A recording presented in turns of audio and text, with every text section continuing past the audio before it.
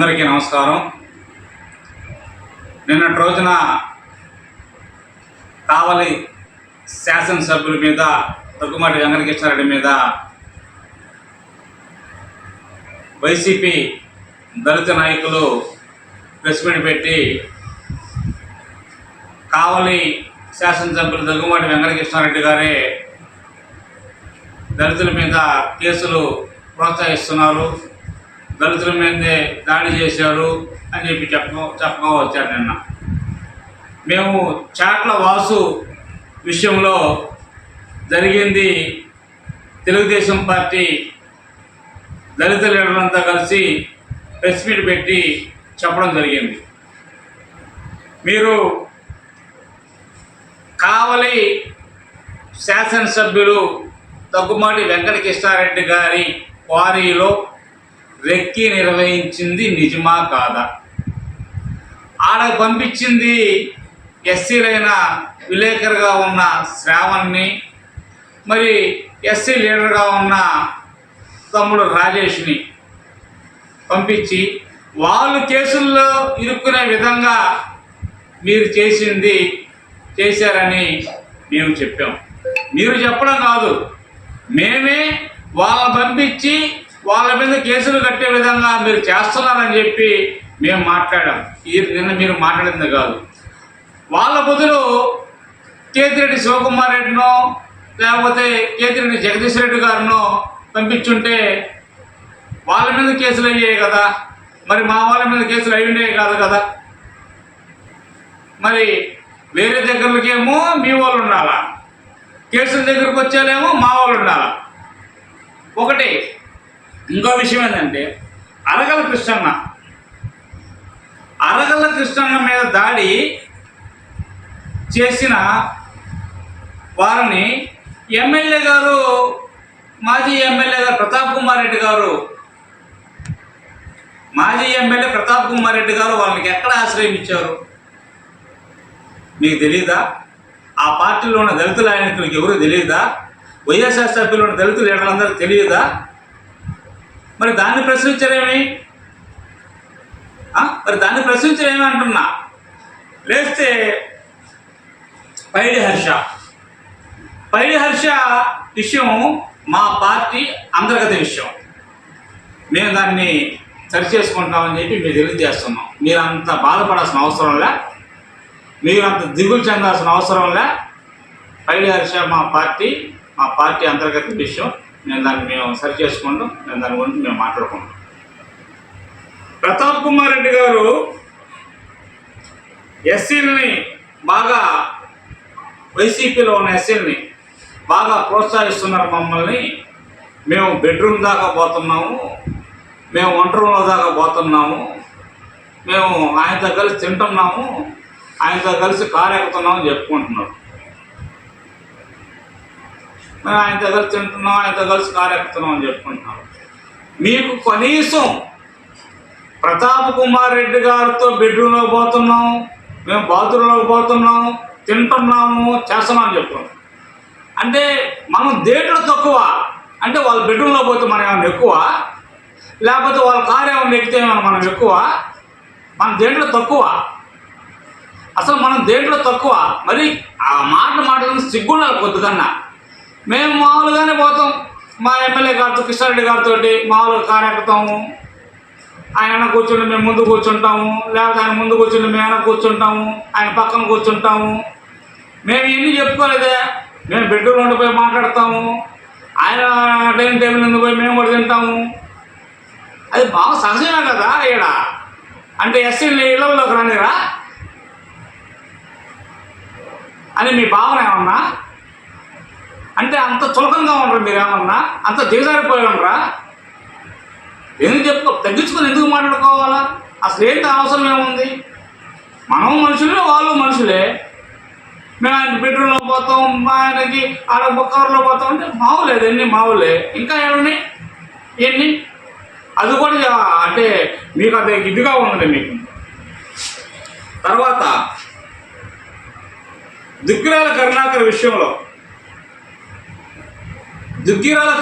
విషయంలో పార్టీలతో సంబంధం లేకుండా పార్టీలతో సంబంధం లేకుండా అతని ఇల్లుని తెలుగుదేశం పార్టీ, అతను వైసీపీ పార్టీ, ఆ రోజు మీరు ఎవరు కూడా స్పందించాల. అతనికి 10 లక్షలు కట్టి అతను ఇల్లు ఇడిపించింది తెలుగుదేశం పార్టీ. దాన్ని పైకి దాన్ని అతనికి న్యాయం చేకూర్చింది తెలుగుదేశం పార్టీ. వాళ్ళ భార్యకు ఉద్యోగం వచ్చే విధంగా చేసింది తెలుగుదేశం పార్టీ. వాళ్ళ భార్యకి ఇళ్ల స్థలం వచ్చేలా చేసింది తెలుగుదేశం పార్టీ. వాళ్ళని హక్కులు చేసుకుంది తెలుగుదేశం పార్టీ. ఆ రోజు మీకు గుర్తు రాలేదా? ఇవన్నీ నిన్న మాట్లాడారు, నిన్న ఏమని మాట్లాడారు అవన్నీ ఆ రోజు గుర్తు రాలా. మరి తేజ విషయంలో మీకు గుర్తు రాలా? ఆ రోజు ఏమన్నా మీరు నిరాహార దీక్షలు ఏమైనా చేశారా? లేకపోతే పార్టీలో ప్రెస్ మీట్లు ఏమైనా పెట్టారా? ఏమైనా చేశారా? మమ్మల్ని ప్రశ్నిస్తూ ఉన్నారు. ఈరోజు పార్టీలో మాకు అంతర్గతంగా ఉన్న విషయాలు మేము తేల్చుకుంటాం. ఇంకోటి ఏంటంటే మేము తేల్చుకుంటాం, మరి మేము తేల్చుకుంటాం చేస్తామంటే మీరు సిద్ధమైతే మేము కూడా సిద్ధమే. ఈడు ఎవరైనా గాజులు తెలుసుకోలే అయ్యా అన్నా, ఈడెవరైనా గాజులు దొరుకుకోలే. మీరు సిద్ధమైతే మేము కూడా సిద్ధమే, తెలుసుకుందాం, ఇబ్బంది ఏమిలే. మేము చేసిన ఉద్యమాలు, మేము చేసిన పోరాటాలు మీరు చేయలా. అనధికారంలో కానీ అధికారంలో కానీ 10 పేర్లు మేము చెప్తాం. ఎవరైనా దళితులు ఇబ్బంది పడ్డారు మీ ప్రభుత్వంలో అని, దళితులు ఇబ్బంది పడ్డారు మీ వల్ల అని మేము చెప్తాం. ఈ రెండేళ్ల ప్రభుత్వంలో ఒక్క పేరైనా దళితుల పేరైనా వీళ్ళు ఇబ్బంది పడ్డారని మీరు చెప్పగలరా? తప్పు చేయకుండా మేము అన్యాయంగా ఏ దళితుల పైన కేసులు పెట్టామా? తప్పు చేయకుండా ఏ దళితుల పైన కేసులు పెట్టామా అని అడుగుతున్నాము. మీ నుంచి నీతులు నేర్చుకునే స్థాయిలో మేము లేవు. మీ నుంచి పాఠాలు చెప్పించుకునే స్థాయిలో మేము లేము. మా పోరాటాలు మాకందరికీ మేము చేసాం. తెలుగుదేశం పార్టీ అంటేనే క్రమశిక్షణ గల పార్టీ. తెలుగుదేశం పార్టీలో ఎస్సీలకి ప్రాధాన్యత ఇస్తారు. అదేవిధంగా ఏ కులానికి ఎప్పుడు ప్రాధాన్యత ఇవ్వాలో ప్రతి కులానికి ప్రాధాన్యత ఇస్తూ అన్ని వర్గాలని సమన్వయం చేసే పార్టీయే తెలుగుదేశం పార్టీ అని తెలియజేస్తా ఉన్నాం. మీరే అన్నారు, కొంతమంది దళిత సోకాళ్ళ లీడర్లు, వైసీపీలో ఉన్న సోకాళ్ళ లీడర్లు, వైసీపీ ప్రభుత్వం 5 ఏళ్లలో ఒక సామాజిక వర్గమే సంపాదించుకుందని, ఒక సామాజిక వర్గమే పెత్తనం చేస్తుందని, ఒక సామాజిక వర్గమే డబ్బులంతా దోచుకుంటుందని మీరు చెప్పారు. బయట మీ నోట్లోంచి మీరే చెప్పారు. 2024 ఎలక్షన్ ముందు మేము ఏ రోజు కూడా మా నోట్లో నుంచి మేము చెప్పలా. మా ఎమ్మెల్యే గారి మీద, మా నాయకుల మీద. కాబట్టి మీ చేత నీతులు చెప్పించుకొని, మీ చేత మాటలు చెప్పించుకునే స్థాయిలో తెలుగుదేశం పార్టీలు ఎస్సీ లీడర్లు లేరని చెప్పి చెప్తా ఉన్నాం. మీరు తేల్చుకుందానికి సిద్ధమైతే మేము తేల్చుకుందానికి సిద్ధం అని చెప్పి మీ అందరికీ తెలియజేస్తా ఉన్నాం. అదేవిధంగా ఎస్సీ విలేకరుల మీద కేసులు పెట్టామంటున్నారు, మరి ఎస్సీ నాయకుల మీద కేసులు పెట్టామంటున్నారు. తప్పుడు వార్తలు రాసి సోషల్ మీడియాలో పెడితేనే వాళ్ళ మీద కేసులు కట్టారని చెప్పి తెలియజేస్తున్నాం. అదే మీరు వాళ్ళ చేత కానివ్వకుండా మీ సామాజిక వర్గం చేత కానీ పెట్టించుంటే, మాజీ ఎమ్మెల్యే గారు సామాజిక వర్గం చేత పెట్టించుంటే వాళ్ళ మీద కేసులు పడే.